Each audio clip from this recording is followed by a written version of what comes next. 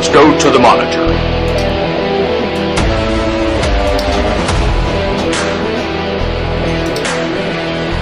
SEC football.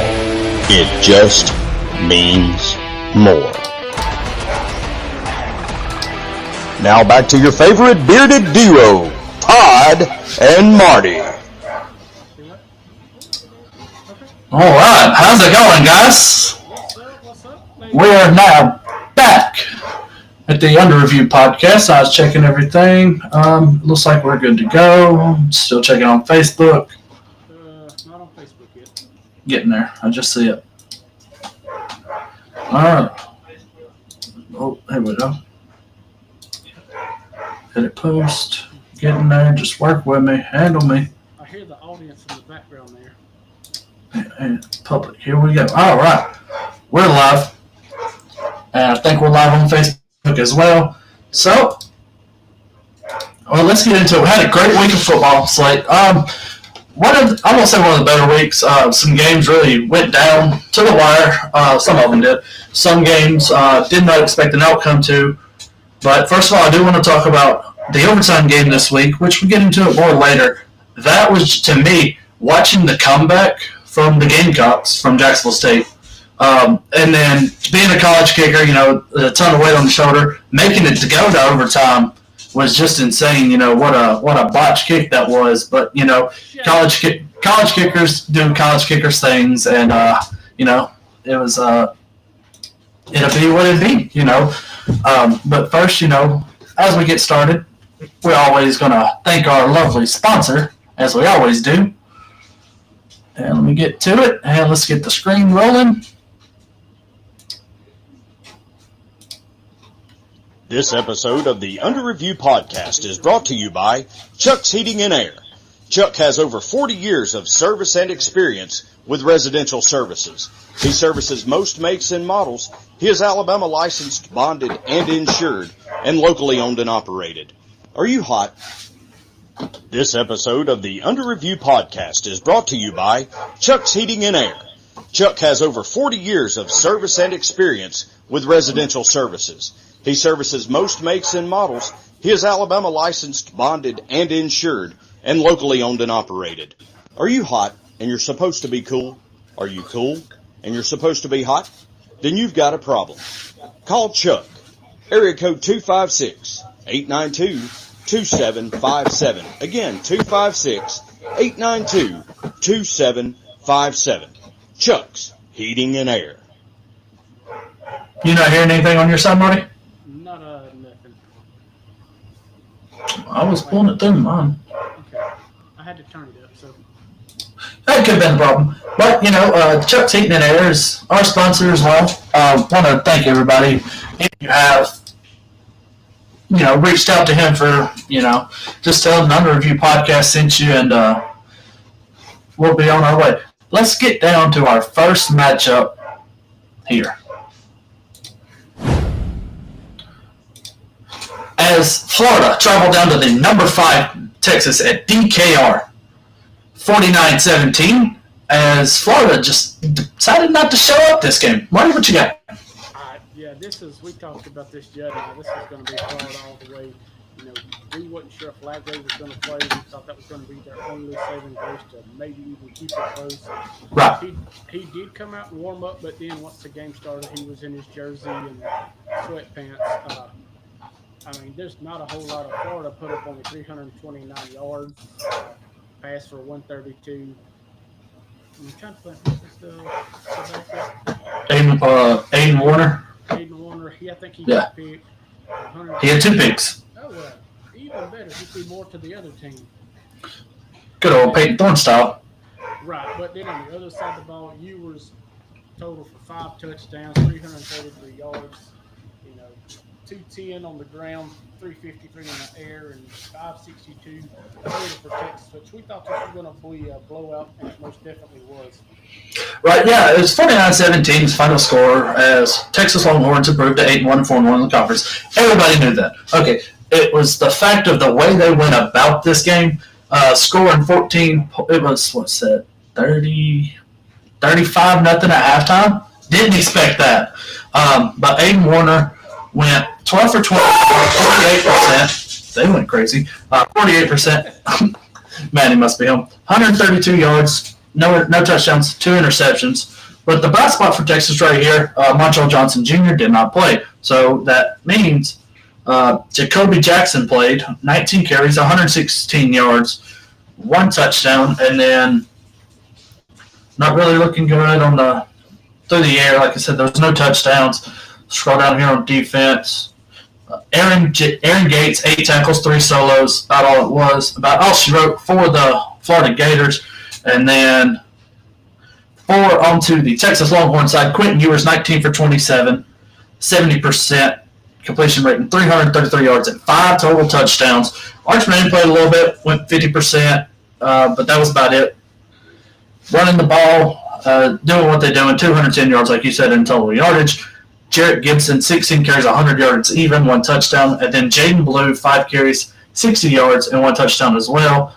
And Jaden Blue also led in receiving yards, 3 receptions, 3 receptions, 67 yards. And then on that defense, Antonio Hill Jr., 8 tackles, 3 solos, and 1 tackle for loss. As Texas pretty much did what everybody expected them to do and handle business and take care of a third-string true freshman quarterback down in Florida. Yeah, which is to be expected. Like I said, we said in the pre-show that if there was going to be any stats, it was going to be from DJ Lagway. And again, he didn't play, but Ewers did his thing. So they really was kind of, I figured Arch would get a little more playing time here. But, I mean, it is what it is, 35-0 at half. You know, they put up 15-something more points for the game. So nothing new changed here. And it didn't. So as we just move on, that would be the Mississippi State Bulldogs 14. The number 7th ranked at the time, Tennessee Volunteers 33 to go 8-1 in the 8-1 and 5-1 in the conference. Tennessee just handled business here. Business meaning for them. Yeah, again, it was just as much as the Florida game. You know, the only bad part of this, I don't know if he come back in, but I know Nico left the game with an injury. They still put up 2 touchdowns. You know, total offensive yards, 452 yards. 213 in the air, 240 on the ground for 33 points. Sampson, he didn't go super wild. He still had 1 touchdown. I think 162 yards maybe on Dylan Sampson. Dylan Sampson, you rushing? 149. Okay, I knew it was fairly close. Again, and we didn't. Mississippi State being at the bottom, I'm lucky they had 271 yards. Marcel Reed did not play his best game. Marcel Reed didn't play this game. Michael Van Buren. That's what I meant. Yeah. Van Buren, 92 passing yards, 174 on the ground. Like I said, Tennessee was just as much as Texas. They really kind of showed their dominance here. And I don't think Mississippi State's points come till second half? They scored 7 in the second quarter and then 7 in the third, and that's all she wrote for them pesky puppy dogs. Yeah, they really got a. But we expected this. These first 2 games weren't really much of a contest, as we talked in the pre-show. So, you know.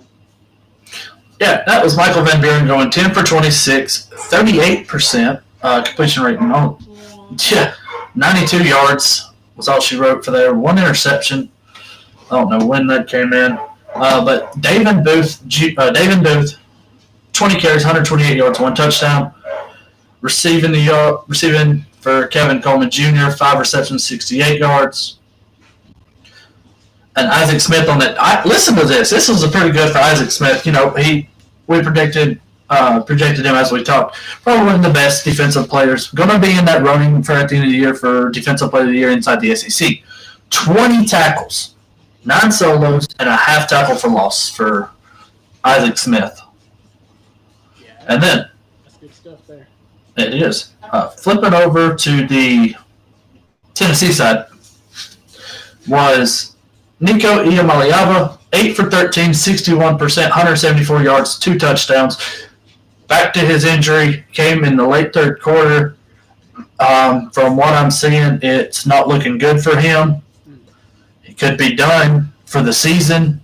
but not going to speculate. Just from watching the recap on SEC Now and what they were saying, there was after the game, after he came out the tunnel, he came out with his towel over his head with his mom and dad, and he held his head down. You know, any sports athlete demeanors a lot, and it's not looking good right now for Nico. That means just more time for Gaston Moore to show up in a big game next week in Athens. So, going to be a lot for that young kid at Gaston Moore to show up, first of all, and then to beat a pissed-off Georgia team. And then Dylan Sampson, as we alluded to earlier, 30 carries, 149 yards, 1 touchdown. And Dante Thornton Jr., 3 catches, 104 yards, and 1 touchdown. Sorry about that. And then Arian Carter on that defense, 7 tackles, 3 solos, and a half tackle for loss. Like I said, Tennessee, business meeting. Handle your lightweight stuff and then get down to the nitty-gritty when you come back into play next week in Athens. A big game for Tennessee, more or less Georgia too, but Tennessee as well. Yeah, Tennessee has the most to lose now, especially after that loss this week to Georgia. Yeah. All right, so let's get on down to our next one. Speaking of the Bulldogs, Georgia, final score 10-28. As Ole Miss done something a little special in this game, but as I want to say, this was a rain game. So it was kind of hard for Georgia to take care of business through the air with Carson Beck. I mean, so we've seen Beck struggle all year. He's no Stetson Bennett. I mean, Georgia had 3 turnovers, and I think all 3 of them was he had ball in his hands, 2 picks. I think he had 1 fumble sack. Sack! I don't have the sack numbers for this game. He was getting roughed up. Well, Ole Miss sacked him 5 times, and they had 9 tackles for losses. That's really put a damper on the number 2 Bulldogs. I mean, at the time. Yeah, at the time I mean, Georgia had 245 total, 186 in there, and only 59 rushing yards. I don't know if that was their game plan with ETN or going forth, but 59 rushing yards is not a lot for a number 2 ranked team. They had 3 players have negative rushing yards, and 1 player that ran the ball didn't even gain a rushing yard. So, I mean, that hurt them right there as well. But Carson Beck went 20 for 31, 64% throwing the ball. Sorry about that. 186 yards, 1 interception, which that was just, let's be real, that was a duck. We've seen a lot of ducks this year, but I don't know if it got tipped or not, but, you know, right in the hands of an Ole Miss defender. Nothing on the ground. Nate Frazier, 12 carries, 47 yards, and 1 touchdown. Dominic Lovett had the big receiving game, 4 receptions, 41 yards, and 2 touchdowns. Carson Beck lost 1 fumble. Nate Frazier lost the other.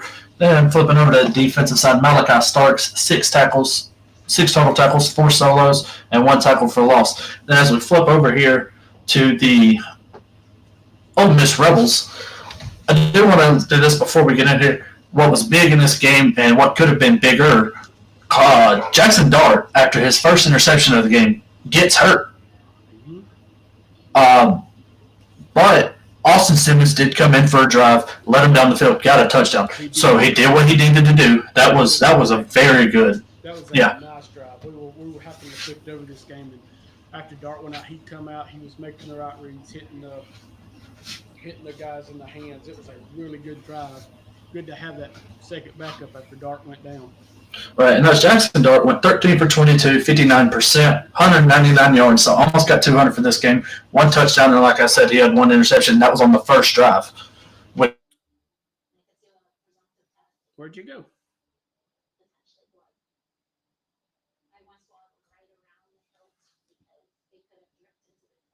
Yep.